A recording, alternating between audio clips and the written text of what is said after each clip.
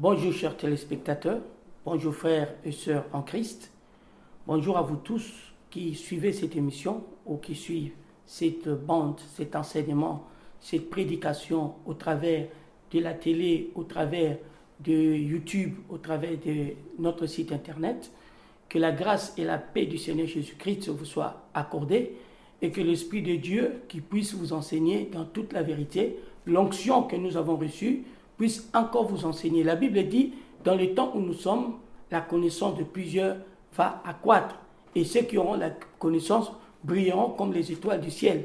Donc ma prière encore aujourd'hui que j'adresse à Dieu est que votre connaissance puisse grandir et que votre connaissance vous fasse briller dans cette génération comme les étoiles du ciel, comme des êtres particuliers, comme des anges de Dieu dans cette génération. C'est pour cette raison nous allons aborder un thème pendant plusieurs séances qui sera vraiment un thème important que tous les enfants de Dieu doivent connaître et doivent maîtriser. Donc pour cela, comme la Bible dit, avant toute chose, nous devons faire des prières et des supplications. Je vais demander à ce que nous puissions nous recueillir un peu et que j'adresse une requête à l'Éternel, à notre Dieu, pour qu'il puisse nous accorder sa faveur et que son esprit, afin que nous comprenions ce que sa volonté, ce que sa parole veut nous dire concernant les thèmes que nous allons aborder aujourd'hui. Père très saint, je te rends grâce pour ce moment que tu nous donnes. Merci pour le Saint-Esprit que tu nous as donné, lui qui nous enseignera toutes choses, lui qui nous rappellera des choses que le Maître nous a dit et nous parlera des choses à venir. Merci, lui qui convainc le monde du péché, de la justice et du jugement. Merci parce qu'il est l'aide et l'assistant de tous ceux qui apportent la parole. Que le Saint-Esprit puisse encore nous assister et moi qui prêche, que je puisse trouver des mots qu'il faut et ceux qui écoutent cette parole, qui puissent avoir une disposition, une ouverture d'esprit pour comprendre ces mystères de la parole de Dieu. Que toute la gloire revienne à toi. Louange et puissance reviennent à toi, Père, que nous t'avons adressé cette prière dans le nom de Jésus-Christ. Amen. Voilà. Donc, le thème que j'aborde avec vous aujourd'hui et pendant une série de messages, ça sera le mystère des fils de Dieu. Je me répète, le mystère des fils de Dieu. Nous sommes dans une époque où tout le monde qui fréquente un lieu chrétien, une église, qui fréquente une assemblée, qui a une Bible, se disent enfants de Dieu ou fils de Dieu. Et la question que nous devons nous poser, est-ce que tous nous sommes fils de Dieu? Tous ceux qui peuplent l'humanité, tous ceux qui vivent dans notre monde, dans notre époque, nos contemporains, nos voisins, tous ceux qui fréquentent l'église avec leur diversité de dénominations, est-ce que tous sont-ils enfants de Dieu? Donc, mon thème que je vais aborder avec vous sera le mystère des enfants de Dieu. Et pour mieux comprendre, élucider ces thèmes, nous allons aborder plusieurs parties. Nous aurons notre première partie où notre premier sujet sera la nouvelle naissance, c'est-à-dire comment on devient enfant de Dieu. Donc, dans la nouvelle naissance, nous aurons des sous-titres. Et dans ces sous-titres, nous aurons abordé c'est quoi naître de nouveau, pourquoi naître de nouveau et comment naître de nouveau. Et après ce titre de la nouvelle naissance, nous allons aborder le deuxième titre qui est l'identité, la nouvelle identité spirituelle que nous recevons lorsque nous venons en Christ ou lorsque nous sommes nés de nouveau. Et le troisième titre que nous allons aborder avec vous, ça sera l'authentification des enfants de Dieu. Comment découvrir qui est un enfant de Dieu et qui ne l'est pas. Et en quatrième lieu, nous allons parler sur authenticité des enfants de Dieu, c'est-à-dire qui sont réellement les enfants de Dieu. Et pour terminer ces titres, nous allons aussi aborder qui peut naître de nouveau. Donc ce sont des titres que nous allons aborder au fur et à mesure dans notre message. Mais aujourd'hui en particulier, nous allons faire ce qu'on appelle l'introduction, car un message doit avoir l'introduction, le développement et la conclusion. Aujourd'hui, nous allons d'abord introduire notre thème qui est le mystère, pas des enfants de Dieu, mais des fils de Dieu. Donc, le mystère des fils de Dieu. Et nous allons, pour cela, nous appuyer sur les saintes Écritures au nom du Seigneur Jésus-Christ. Comme les chrétiens de Béret, pour bien expliciter ou développer notre thème, nous devons nous appuyer sur les Saintes Écritures. Alors, dans le livre, notre texte de base se trouve dans le livre de Romains, dans son 8e chapitre. Nous allons lire le verset 19 et le verset 20. Ce texte nous dit ceci: « Aussi la création attend d'elle, avec un ardent désir, la révélation du Fils de Dieu. Car la création a été soumise à la vanité, non de son gré, mais à cause de celui qui lui a soumise. » Donc, dans cette parole, on nous dit clairement ceci: aussi la création, lorsque nous parlons de la création, on parle de tout ce qui est créé, réalisé, manifesté, inventé, si nous pouvons utiliser cet adjectif, par Dieu. Car la création est totalement différente d'une invention. Une invention est un produit ou une réalisation fait par une matière qui existe. Tandis que la création est le produit d'une imagination ou un produit d'une, comment je peux dire, d'une pensée, d'un être qui le manifeste ou qui le matérialise. Et la Bible dit la création tout entière. Donc le plus grand créateur, ce n'est pas des artistes peintres, ce n'est pas des poètes, mais le plus grand créateur, c'est Dieu. Parce qu'eux, ils peuvent produire des choses, mais en s'inspirant aux matières ou aux réalités existantes. Mais Dieu est un grand metteur en scène. Dieu est un grand réalisateur. Dieu que nous appelons le Dieu d'Abraham, d'Isaac et de Jacob. Et nous qui sommes en Jésus, qui croyons en Jésus, que nous appelons notre Père, et qui est de nature le Père de Jésus-Christ, est un grand metteur en scène, est un grand réalisateur, c'est un grand artiste qui a créé toutes choses qui existent, des choses visibles et des choses invisibles, des choses présentes et des choses à venir, des choses qu'on connaît et d'autres qu'on ne connaît pas. La Bible dit, toute sa création attend au jour d'aujourd'hui, dans notre époque, dans notre génération, la révélation. Ici, le mot révélation veut dire tout simplement l'apparition ou encore la manifestation des enfants, des fils de Dieu. C'est-à-dire que les fils de Dieu vont sortir du sommeil, de la distraction, de n'importe quoi, pour se révéler, pour se manifester, pour se réveiller enfin. Comme nous avons des fois des syndicalistes qui s'élèvent lorsqu'il y a une justice sociale, comme nous voyons à l'époque où il y a eu le problème des mariages pour tous, où des familles se sont réveillées, ils ont fait des manifestations contre cette loi et tant d'autres mouvements de réveil qui se produisent dans la société actuelle, des révoltes qui se produisent dans la société actuelle pour défendre certaines valeurs, certains acquis de l'homme. Et lorsqu'on parle que la création attend d'elle avec un ardent désir la révélation, on veut dire la manifestation, l'apparition des enfants de Dieu. C'est-à-dire, le Fils de Dieu doit se mettre debout, doit se manifester maintenant, doit s'imposer maintenant dans la société pour le salut, pas simplement d'eux ni de leurs frères, mais de toute la création, car la création a été soumise à la vanité, pas par son gré, mais au gré de celui qui l'a imposé. Je prends un exemple aussi simple de la création qui est soumise à la vanité, et cette vanité aujourd'hui est à la base de beaucoup de maladies. Prenons, quand je vous prêche actuellement, je suis aux Antilles en Guadeloupe. Plus précisément, nous savons aujourd'hui, avec les produits chimiques qu'on avait mis dans des champs pour la culture, pour protéger la banane et ainsi de suite, les ignames, comment aujourd'hui ces produits chimiques sont à la base de beaucoup de maladies telles que prostate qui frappe les gens, des cancers qui frappent les gens. Vous voyez, donc c'est l'homme qui va soumettre la banane, c'est l'homme qui va soumettre les ignames, tous ces produits de la terre à la vanité, au travers de son trafic, au travers de son esprit de gagner toujours beaucoup. Alors, un homme qui n'a pas Dieu, il va chercher son intérêt en sacrifiant la vie des autres personnes. Donc, au jour d'aujourd'hui, Dieu ou l'humanité, la création, attend que ce soit des chrétiens qui soient à la tête des champs de canne, qui soient à la tête des champs de bananes, qui soient à la tête des entreprises, parce qu'ils vont amener des valeurs que Dieu leur inculque, qui vont créer des emplois et non, ils vont détruire des emplois pour faire beaucoup d'argent. Vous voyez, déjà,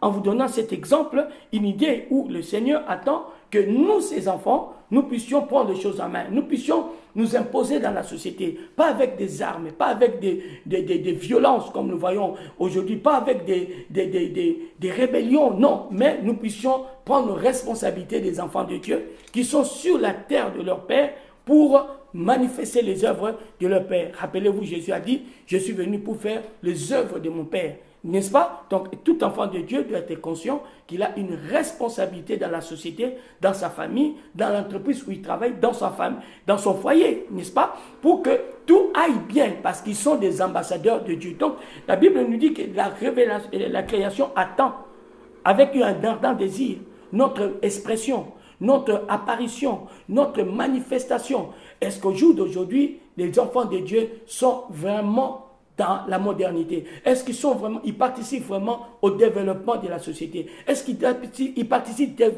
réellement au développement de l'économie, de la politique du pays, où les enfants de Dieu, au jour d'aujourd'hui, sont totalement absents? Ils ont comme drogue la religion, ils vont tout le temps à l'église, mais dans leur vie de tous les jours, c'est l'échec, c'est leur couple qui ne va pas bien, que c'est leurs enfants qui sont dans la drogue, c'est leurs entreprises qui se ferment, ainsi de suite, tout simplement parce qu'ils n'ont pas compris qu'ils sont mandatés par Dieu pour accomplir une mission. Et si la révélation attend notre manifestation, attend notre apparition, et la question que nous devons nous poser, est-ce que tous ceux qui sont, entre guillemets, enfants de Dieu, savent réellement qui ils sont? Est-ce que comme tout le monde est là, il est conscient réellement qu'il est un enfant de Dieu? Est-ce que tous ceux qui peuplent aujourd'hui l'Église et qui causent même des fois des dysfonctionnements dans l'Église, dans la maison de Dieu, sont tous enfants de Dieu? Je pense qu'il n'y a que les Écritures qui peuvent nous éclairer, car nous ne sommes pas de ceux qui parlent en l'air, mais nous sommes de ceux qui essaient d'étudier la parole de Dieu et arriver à comprendre par l'aide du Saint-Esprit les messages du Seigneur. Et voyez ce que l'Écriture va décrire comme des personnes qui peuvent fréquenter le milieu chrétien, qui peuvent fréquenter l'Église de Dieu. Nous sommes dans le livre d'Éphésiens, dans son 2e chapitre. À partir du verset 19, nous dit ceci. Ainsi donc, vous n'êtes plus des étrangers, ni des gens du dehors, mais vous êtes concitoyens des saints, gens de la maison de Dieu. Donc, Paul est en train de dire quelque chose, car une épître, c'est une lettre destinée, écrite aux enfants de Dieu, à l'Église de Dieu. L'épître n'est pas l'évangile qui est un message universel destiné à tout le monde, mais l'épître est un message qui est précisément prêché, annoncé pour l'instruction des enfants de Dieu. Et dans cette épître, l'apôtre Paul est en train de nous révéler les 3 races qui peuplent ou qui fréquentent le milieu chrétien ou la maison de Dieu. La première race, on parle des étrangers. On dit, vous n'êtes plus des étrangers. Lorsqu'on dit, vous n'êtes plus des étrangers, cela veut dire, au départ, au commencement, vous étiez des étrangers dans la maison de Dieu. Maintenant, vous ne l'êtes plus. C'est-à-dire, vous ne devez plus nous comporter, agir, fonctionner comme des étrangers bien-aimés dans la maison de Dieu, qui est son Église, qui est sa famille. Donc, vous n'êtes plus des étrangers, ni les gens du dehors. Donc, la Bible dit, nous ne sommes plus les gens du dehors, c'est-à-dire des gens qui ne sont pas de la maison, du palais royal, mais qui le fréquentent souvent.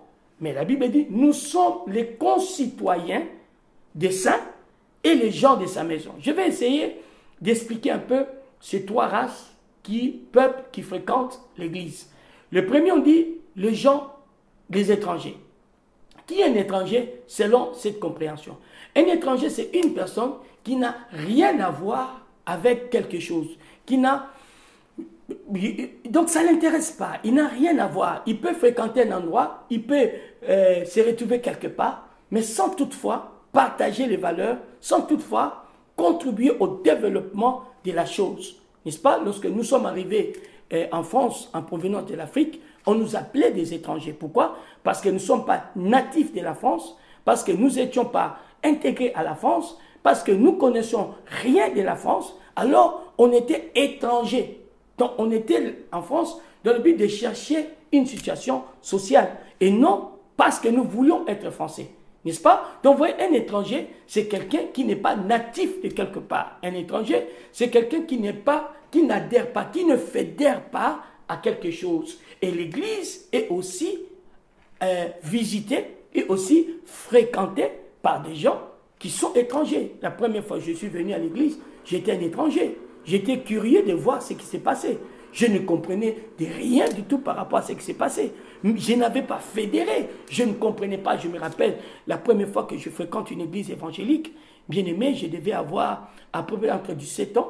Et c'est une tante maternelle qui va m'amener dans son église. Et quand j'arrive, la première chose qui va me choquer, c'est de voir comment les gens étaient emportés dans la louange, dans les chants, tout ça. Et d'autres parlaient à langue, d'autres tombaient. Alors moi, j'étais là, je ne comprenais pas. J'ai dit, mais on est dans quel scénario? Est-ce que c'est Hollywood, Bollywood, Nollywood? On est à quoi? On joue à quoi ici? Est-ce qu'on est dans un carnaval? Est-ce que c'est à Rio de Janeiro? Ou c'est en Guadeloupe? Ou en Martinique? Donc j'étais dans une confusion. Et comme cerise sur le gâteau, le pasteur, le fameux pasteur, ose te dire dans sa bouche, Dieu m'a dit. J'ai dit, mais attendez, il n'est pas pape. Comment il peut prétendre avoir aussi une grande prétention pour dire, Dieu m'a dit? Combien de hommes sur terre peuvent dire, Dieu leur a dit? Jusqu'à ce que je découvre qu'en fait, ce que cet homme disait, ce sont des choses aujourd'hui que moi, je commence à reproduire. Alors, vous voyez, quand j'étais étranger, je condamnais, je ne comprenais pas, je me désolidarisé, j'étais dans une confusion totale et j'avais ce jour-là une seule envie, c'était de rentrer vite chez moi. Mais ma tante était une dame très gentille qui m'entretenait, qui me dépannait de temps en temps. Alors pour ne pas trop le frustrer, donc il fallait que je fasse un peu le style. Quand il fallait acclamer, j'acclamais, mais sans rien comprendre. Vous voyez, donc si aujourd'hui vous m'amenez dans un concert de Kassa ou je ne sais pas quoi, je serai étranger parce que ce n'est plus une habitude. Vous m'amenez comment je peux dire, dans une boîte de nuit, de même, idem. Donc je serai étranger. Donc vous voyez, un étranger, c'est quelqu'un qui ne partage pas. Et la Bible nous dit que dans l'église, on a des étrangers. Dans l'église, nous trouvons beaucoup d'étrangers, des gens qui sont là, mais avec d'autres intentions, avec d'autres buts. Ils sont là, pas pour apporter quelque chose, mais pour juger, pour censurer, ou pourquoi pas, pour combattre les autres. Vous voyez, même dans l'histoire de Job, dans les livres de Job au chapitre 1 jusqu'au chapitre 1 du verset 1 au verset 6, quand même Dieu faisait sa réunion avec ses fils, n'est-ce pas le diable, Lucifer, Satan, s'est introduit et Dieu l'a même interrogé. Il dit, d'où viens-tu Satan? Il dit, je viens de parcourir la terre. Il a dit, as-tu vu mon serviteur Job? Vous voyez que les étrangers peuvent s'infiltrer partout. Même dans l'entourage de Jésus, Judas s'est infiltré. Il s'occupait même des trésoreries. Mais Jésus savait qu'il était du diable, comme nous le verrons au fur et à mesure dans notre enseignement. Donc nous allons voir, même les apôtres Paul, ils ont été infiltrés par ces gens. Et je dis, tout étranger ne finit pas toujours à se convertir. Mais il y a des étrangers qui finissent par se convertir parce qu'ils étaient dans l'ignorance, ils viennent fréquenter un milieu, mais ils étaient déjà destinés à être sauvés. Voilà. Donc, chacun de nous, lorsqu'il vient à l'église, il est d'abord au départ comme un étranger. Mais au fur et à mesure, c'est là où les vrais étrangers, qui n'ont rien à voir avec les choses de Dieu, resteront tels qu'ils étaient. Mais les étrangers ils sont étrangers par ignorance, qui sont étrangers par manque de connaissance, alors ils vont apprendre la parole de Dieu, ils vont saisir le salut et ils vont se convertir et voilà, leur condition va changer. Deuxième race qu'on nous met en exergue, chers amis, on nous dit des gens du dehors. Vous voyez, je peux prendre toujours l'image d'une maison, d'un palais. Dans une maison, il n'y a pas que des passants qui vont frapper, mais il y a aussi des employés de la maison. Malgré qu'ils fréquentent fréquemment cette maison, ils ne sont pas les gens de cette maison, ils ne sont pas le membre des familles de cette maison, mais ils sont des employés, ils sont des jardiniers, ils sont des cuisiniers, ils viennent faire le ménage, je ne sais pas quoi. Ils sont là régulièrement, mais sans toutefois être quelqu'un de la maison ou membre de la famille. Mais ils contribuent au développement. D'une manière et d'une autre, ils contribuent aussi à l'avancement de cette maison ou à la prospérité. D'autres accompagnent les enfants du patron à l'école, d'autres leur font répéter les cours, ils leur aident à faire les devoirs, d'autres ils sont là pour arranger la chambre, ainsi de suite. Vous voyez, ces personnes sont là. Ils ne sont peut-être pas ennemis des gens de la maison, mais ils ne sont pas toutefois les gens de la maison. Et nous pouvons trouver aussi ces genres de personnes dans l'église. Vous voyez, comme Jésus nous parle dans l'histoire de Marthe et Marie, lorsque Marthe reçoit Jésus chez lui, n'est-ce pas? Jésus se trouve que Marie était assis à ses pieds. Il était quelqu'un de la maison de Dieu. Il était intéressé par autre chose. Mais Marthe était employée simplement. Il préparait à manger. Ce qui l'importait, c'était de rendre un service. Et combien de fois, et malheureusement, nous devons les déplorer, combien de gens aujourd'hui, avec sincérité, avec une bonne motivation, ils utilisent la parole de Dieu, ils essaient de prêcher, ils essaient de faire quelque chose pour l'œuvre de Dieu, mais toutefois ils ne sont pas encore les enfants de Dieu, ils ne sont pas nés de nouveau, Dieu ne leur reconnaît pas encore comme enfants de Dieu, peut-être ils sont archevêques, peut-être ils sont abbés, peut-être ils sont pasteurs, peut-être ils sont bishop, peut-être je ne sais pas quoi, ils servent Dieu, ils organisent avec leur intellectuel, avec leur je ne sais pas quoi, bonne foi, de faire quelque chose pour l'œuvre de Dieu. Mais simplement, ils n'ont pas compris que personne ne peut servir Dieu s'il n'est pas encore enfant de Dieu. Il vous vous rappelez Jésus, quand on le trouve dans les synagogues, avec dans le temple, plutôt pas synagogue, les temples, en train d'interroger des souverains sacrificateurs. Les souverains sacrificateurs étaient des gens du dehors qui servaient dans la maison de Dieu. Mais Jésus dit quoi à ses parents? Il dit, je suis venu m'occuper des affaires de mon père. Donc lui, il était dans sa maison. Il connaissait tous les rouillages de cet endroit. Il savait de quoi cette maison était faite. Et même un bon jour, il vient, il arrive dans la maison de son père, il trouve qu'il s'était devenu un lieu de trafic où on vendait des pigeons, on vendait des bétail, on vendait des... Alors qu'est-ce qu'il va faire? Il va renverser les tables, il va jeter l'argent, il va renvoyer tout le monde dehors, tout ça. Mais ces gens-là, il les a trouvés dans la maison de Dieu, il les a trouvés au temple, ils étaient les gens du dehors, mais ils n'étaient pas nés de nouveau, ils n'étaient pas des enfants de Dieu. Et nous voyons aussi cette race remplir l'église, occuper des postes aussi honorable à l'église, faire aussi un travail qui peut être remarquable si nous n'avons pas l'Esprit de Dieu. Nous pouvons les louer et au fil du temps, ils changent de titre, ils changent de nature et des fois, ils peuvent même se transformer en devenant des gens qui vont combattre encore l'église parce qu'ils vont certainement échouer quelque part, parce qu'ils n'ont pas eu le serve, la nature de Dieu. Donc, ils vont créer peut-être une église, ça sera pour faire le business, ça sera pour avoir de l'argent, ça sera pour faire la honte à l'église de Dieu. Donc, ils sont là, ils ont quelques versets, ils ont la connaissance intellectuelle des choses de Dieu et ils peuvent amener les gens comme, pour eux, l'église est exactement comme une entreprise, hein, comme McDonald's, comme KFC, comme les gens qui vendent les bouquets.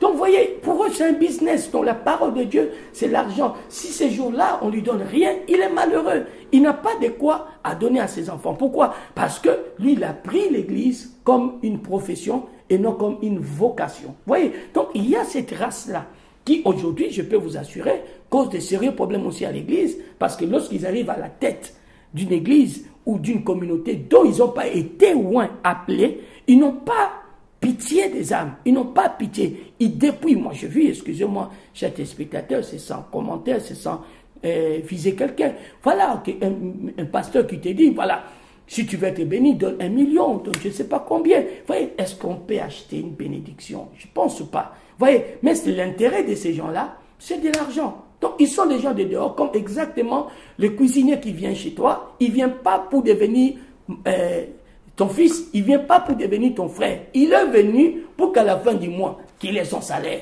et qu'il s'en aille. Et demain, s'il trouve mieux, il va encore chercher ailleurs. Vous voyez, et cette réalité, c'est quelque chose qui existe, que nous ne devons pas ignorer, mais nous devons assumer et prévenir les chrétiens. Et il y a une troisième race que la Bible parle. Il nous parle le concitoyen des saints, les gens de sa maison, c'est-à-dire les habitants, c'est-à-dire ceux qui sont nés là. Ils ne sont pas étrangers. Ils sont là parce que c'est leur vie, c'est leur héritage. C'est ce que nous pouvons comprendre lorsqu'on parle des enfants de Dieu. Vous voyez, un enfant de Dieu, c'est une personne où l'Église est sa maison spirituelle, où l'œuvre de Dieu est son travail numéro 1. Il est capable de renoncer à beaucoup de choses uniquement pour l'œuvre de Dieu, parce qu'il aime tellement servir Dieu. C'est pourquoi Jésus a dit clairement, je suis venu m'occuper des affaires de mon Père. Paul a dit dans les livres des Philippiens, il a regardé tout comme la boue pour gagner Christ, pour connaître Christ. Des choses qui étaient pour lui comme des intérêts, il les a perdus parce qu'il a voulu gagner Christ. Au point même, il a fait des déclarations qui sont quand même choquantes lorsqu'il dit, lui, la mort lui est un gain, n'est-ce pas? Vous voyez, tellement il était prêt à tout sacrifier pour l'œuvre de Dieu, parce que c'était sa maison, c'était sa famille, il devait le protéger. Voilà ces trois races que nous pouvons trouver. Et il est important que chaque enfant de Dieu le sache, que dans l'église, tous ceux qui fréquentent ne le sont pas. Bien aimé, je suis arrivé à cette étude pour quelle raison? Qu'est-ce qui m'a poussé réellement à m'instruire, à étudier cette... Ce n'est pas d'abord ce qui se passe à l'église. Mais dans mon ministère, un peu plus de 25 ans de conversion, plus de 23 ans de ministère, peut-être un peu moins, je fais des constats. Et j'ai voulu un peu comparer les propos de Dieu avec les réalités que nous vivons actuellement dans l'église de Dieu. Et le premier constat, ou première question qui m'est venue dans la tête et qui m'a personnellement interpellé, c'est la prise en charge de Dieu à ses enfants. J'ai eu l'impression que Dieu ne s'occupe plus. Il dit, il est Père, il ne s'occupe plus de ses enfants. Mais lorsque nous lisons dans les Saintes Écritures, nous voyons qu'il prétend, il dit, il connaît nos besoins avant même qu'on lui demande. Lorsqu'on lit dans les Écritures, il dit, il est celui qui s'occupe des oiseaux du ciel. Il prend soin à habiller de fleurs de champs qui vont être jetées dans le feu. Il nourrit les sauterelles, il nourrit les cailles, il nourrit les oiseaux du ciel, en disant même eux qui ne sèment ni ne moissonnent. Et il dit, il connaît nos besoins. Cependant, si vous analysez très bien, que s'il y a un peuple qui vit au jour d'aujourd'hui, dans la précarité, dans la pauvreté, c'est nous les enfants de Dieu. Je me suis dit, mais est-ce que Dieu ne connaît pas que nous avons besoin d'argent pour payer la facture? Est-ce que Dieu ne connaît pas que nous sommes malades et que lui, étant que Père, il doit faire quelque chose? Car nous sommes ses enfants. Lui, il est un Père. Le devoir du Père, c'est quoi?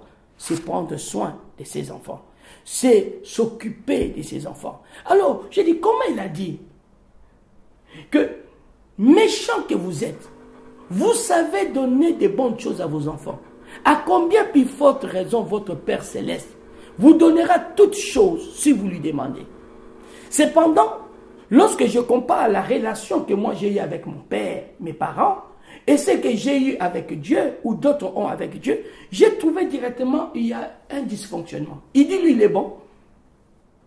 Il nous donne de bonnes choses. Il connaît ce dont nous avons besoin parce que nos pères n'avaient pas ces qualités. Il fallait qu'on leur demande, il fallait qu'on leur informe, il fallait qu'ils nous voient pour qu'ils sachent qu'on est triste. Mais lui, il est omniprésent, il est omniscient, il est omnipotent. Il a des capacités qu'il faut. Mais comment ça se fait? Pour obtenir quelque chose de Dieu, nous devons prier. Or, moi, quand j'avais besoin de demander quelque chose, même un stylo, à mes parents, je ne gênais pas. Je ne faisais pas autant de sacrifices. Qu'est-ce qui se passe dans notre relation avec Dieu? Chers amis, vous pouvez croire que je exagère dans ma réflexion. Je n'exagère pas. Parce que c'est ce que la Bible nous relate. C'est ce que la Bible nous dit. Regardez si nous lisons Matthieu 6, verset 8. On dit quoi? Ne leur ressemblez pas, car votre Père sait de quoi vous avez besoin avant que vous lui demandiez. Donc avant que moi, l'enfant de Dieu, je demande à Dieu quelque chose. Il sait mes besoins de demain. Il sait mes besoins de 2 ans, de 3 ans. Ici, il sait. C'est pour simplement le savoir par curiosité. Est-ce que Dieu, c'est un voyeurisme? Il est là pour voir ce qui se passe. Ou il sait parce qu'il veut être un acteur. Il veut apporter un plus. Il veut me secourir. Et la réponse, il n'y a que lui encore qui peut nous les donner. Si vous le regardez bien, on descend toujours dans Matthieu 6. Et si nous regardons à partir du verset 26, il dit quoi? Regardez, il dit, considérez les oiseaux du ciel. Ils ne sèment ni ne moissonnent. Et ils n'amassent rien dans des greniers. et votre Père céleste les nourrit, ne valez-vous pas beaucoup plus qu'eux? Imaginez-vous. Il nous dit, il n'est pas un spectateur, mais il est un acteur de nos vies, de ses enfants. Il dit, considérez une de ces créatures, en parlant des oiseaux du ciel. Il dit, considérez. Ils ne sèment ni ne moissonnent. Ils font aucun effort. N'est-ce pas? Il ne faut même pas d'économie. Mais ils ne meurent pas de faim. Parce que lui, le Père, leur Créateur, il en prend soin.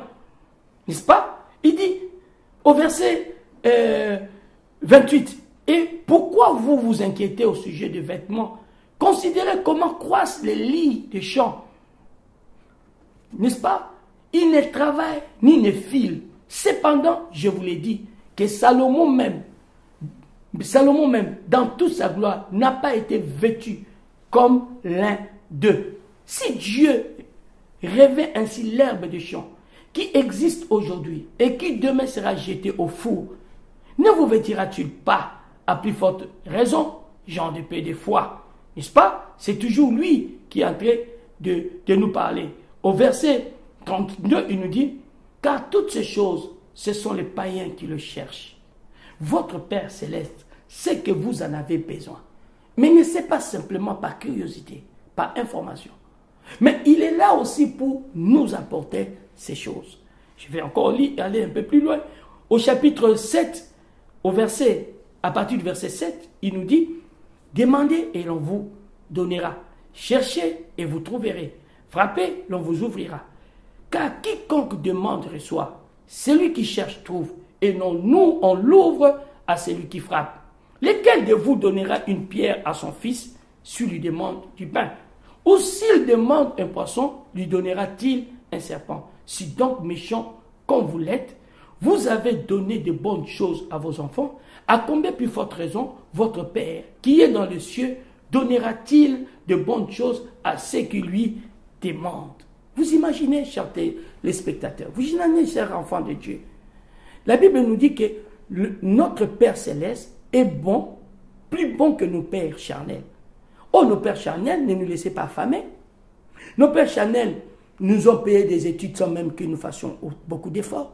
Et comment aujourd'hui notre Père céleste, comment aujourd'hui notre Père Dieu, qui est bon, plus riche que nos pères, plus compétent, plus dans tout, il excelle.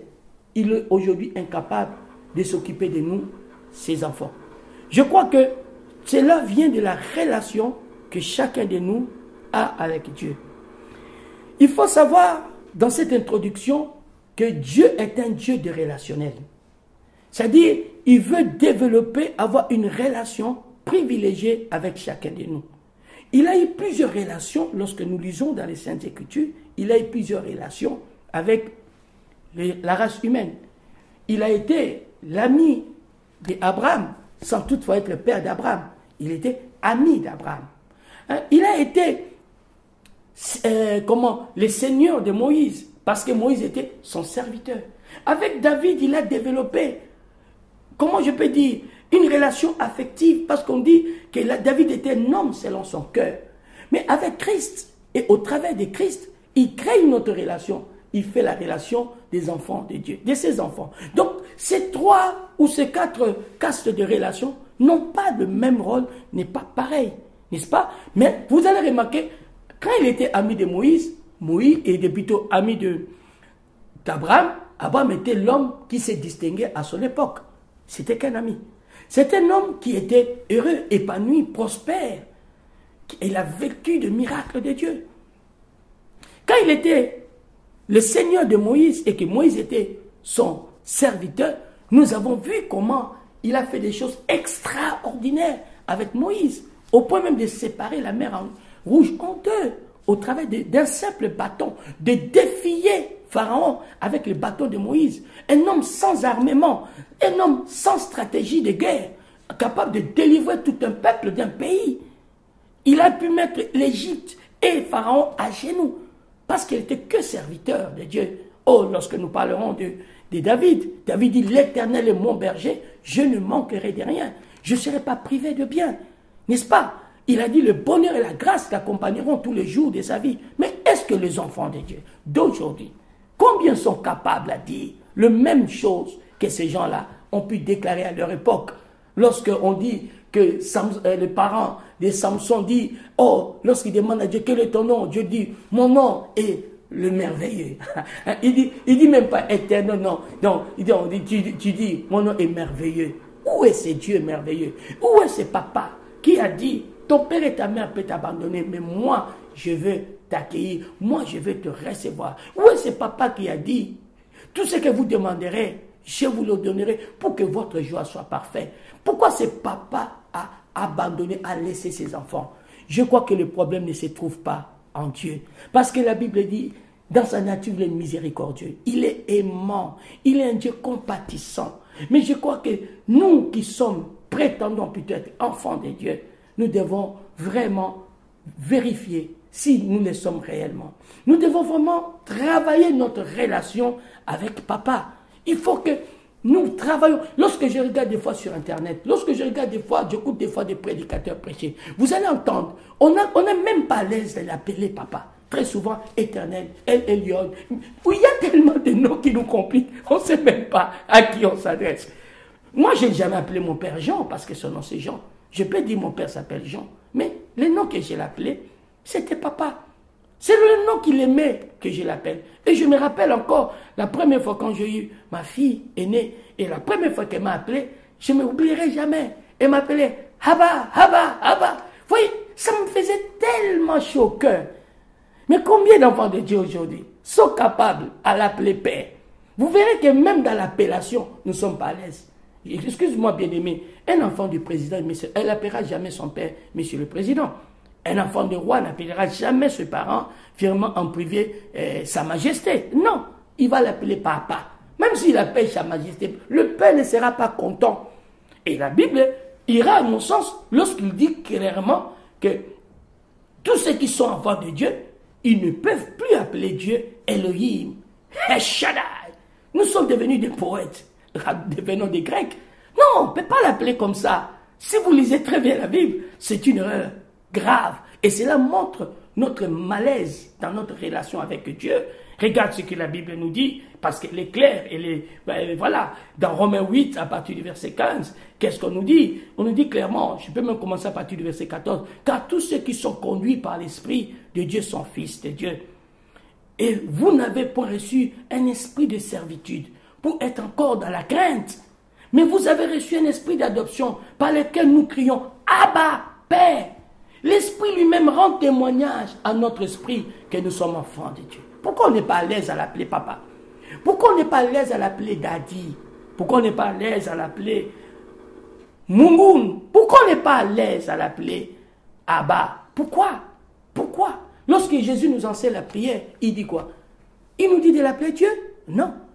Il dit ceci, notre Père qui est aux cieux. N'est-ce pas?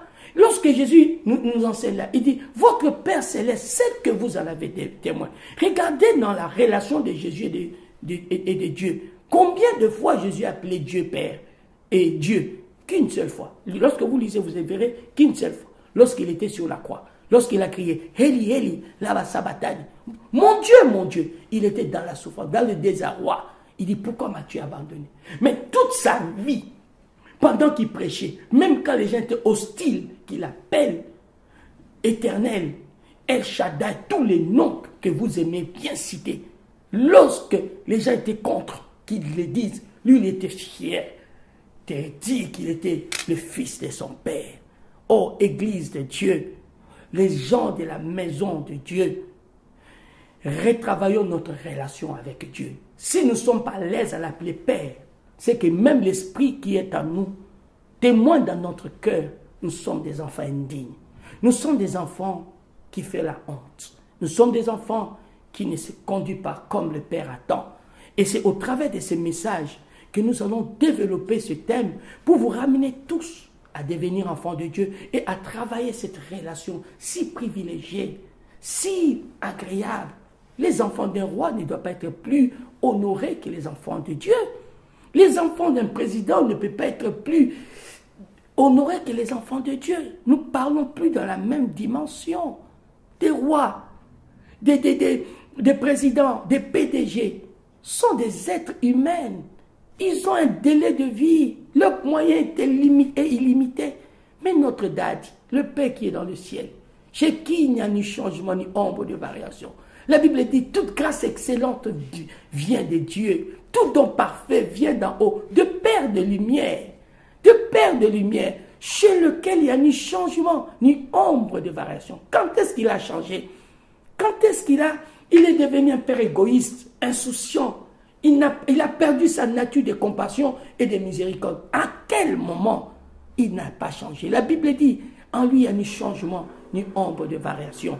Alors, chers téléspectateurs, chers internautes, soyez attentifs à suivre tous les épisodes que nous allons voir, les sujets, parce que votre foi sera édifiée et il y aura un grand réveil.